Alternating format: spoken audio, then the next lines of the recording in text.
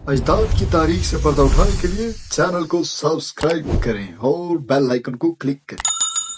ابن حشام نے ابو عون سے روایت کی ہے کہ ایک عرب عورت بنو قینقاع کے بازار میں کچھ سامان لے کر آئی اور بیچ کر کسی ضرورت کے لیے ایک سونار کے پاس جو یہودی تھا بیٹھ گئی۔ یہودیوں نے اس کا چہرہ کھلوانا چاہا مگر اس نے انکار کر دیا۔ اس پر اس سونار نے چپکے سے اس کے کپڑے کا نچلا کنارہ پچھلی طرف باندھ دیا اور اسے کچھ خبر نہ ہوئی۔ جب وہ اٹھی تو اس سے بے پردہ ہو گئی تو یہودیوں نے کہکہا لگایا۔ اس پر اس عورت نے چیخ پکار مچائی، جسے سن کر ایک مسلمان نے اس سونار پر حملہ کیا اور اسے مار ڈالا۔ جواباً یہودیوں نے اس مسلمان پر حملہ کر کے اسے مار ڈالا۔ اس کے بعد مقتول مسلمانوں کے گھر والوں نے شور مچایا اور یہود کے خلاف مسلمانوں سے فریاد کی۔ نتیجہ یہ ہوا کہ مسلمان اور بنی قینقاع کے یہودیوں میں بلوا ہو گیا۔ اس واقعے کے بعد رسول اللہ صلی اللہ علیہ وسلم کے صبر کا پیمانہ لبریز ہو گیا۔ آپ صلی اللہ علیہ وسلم نے مدینہ کا انتظام ابو لبابہ رضی اللہ عنہ بن عبد المنذر کو سونپا اور خود حضرت حمزہ رضی اللہ عنہ بن عبد المطلب کے ہاتھ میں مسلمانوں کا پھریرا دے کر اللہ کے لشکر کے ہمراہ بنو قینقاع کا رخ کیا۔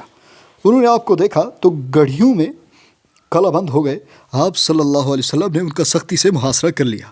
یہ جمعہ کا دن تھا اور شوال 2 ہجری کی 15 تاریخ 15 روز تک یعنی ہلال ذی القعدہ کے نمودار ہونے تک محاصرہ جاری رہا۔ پھر اللہ تعالیٰ نے ان کے دلوں میں رعب ڈال دیا، جس کی سنت ہی یہ ہے کہ جب وہ کسی قوم کو شکست و ہزیمت سے دوچار کرنا چاہتا ہے تو ان کے دلوں میں رعب ڈال دیتا ہے۔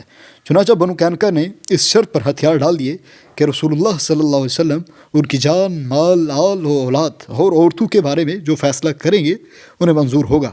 اس کے بعد آپ صلی اللہ علیہ وسلم کے حکم سے ان سب کو باندھ لیا گیا۔ بالآخر رسول اللہ صلی اللہ علیہ وسلم نے عبداللہ بن ابی کے ساتھ، جس کے اظہار اسلام پر ابھی کوئی 1 ہی مہینہ ہوا تھا، رعایت کا معاملہ کیا اور اس کی خاطر ان سب کی جان بخشی کر دی۔ البتہ انہیں حکم دیا گیا کہ وہ مدینہ سے نکل جائیں اور آپ صلی اللہ علیہ وسلم کے پڑوس میں نہ رہیں۔ چنانچہ یہ سب حضرات شام کی طرف چلے گئے اور تھوڑے ہی دنوں بعد وہاں اکثر کی موت واقع ہو گئی۔ رسول اللہ صلی اللہ علیہ وسلم نے ان کی اموال ضبط کر لیے، جن میں سے 3 کمانیں، 2 زرہیں، 3 تلواریں اور 3 نیزے اپنے لیے منتخب فرمائے اور مال غنیمت میں سے خمس بھی نکالا۔